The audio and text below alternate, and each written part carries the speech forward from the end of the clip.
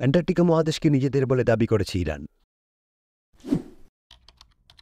দেশটির নৌবাহিনীর commander rear admiral Shahram ইরানি এক টিভি সাক্ষাৎকারে বলেছেন যে অ্যান্টার্কটিকার মালিক ইরান সরকার এবং সেখানে সামরিক স্থাপনা তৈরি করবে ইরান।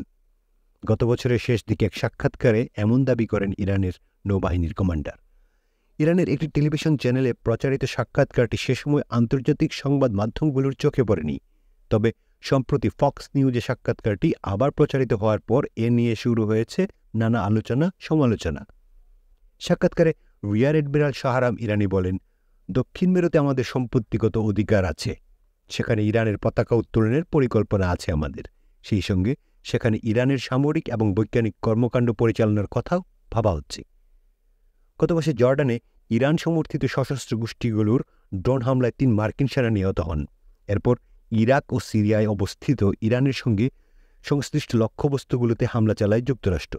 এমন পরিস্থিতিতে ইরানের নৌবাহিনীর কমান্ডারের এই দাবি নতুন করে আন্তর্জাতিক গণমাধ্যমের দৃষ্টি আকর্ষণ করেছে। কাতারে রাখা ইরানের রাষ্ট্রায়ত্ত ব্যাংকের $৬০০ কোটি স্থগিতের আদেশ সম্প্রতি তুলে নিয়েছে যুক্তরাষ্ট্র। ইরানের অ্যান্টার্কটিকা মহাদেশের দাবির সঙ্গে এই সিদ্ধান্তের সংযোগ নিয়েও ভাবছেন অনেকে। ফক্স নিউজ এ প্রসঙ্গে মার্কিন স্টেট ডিপার্টমেন্টের একজন মুখপাত্রকে জিজ্ঞেস করেছিল যে অ্যান্টার্কটিকায় সামরিক ঘাঁটি স্থাপন করতে সেই অর্থ ব্যয় করতে পারবে কিনা ইরান। স্টেট ডিপার্টমেন্টের সেই মুখপাত্র বলেছেন, সেরকম ঘটার সুযোগ নেই।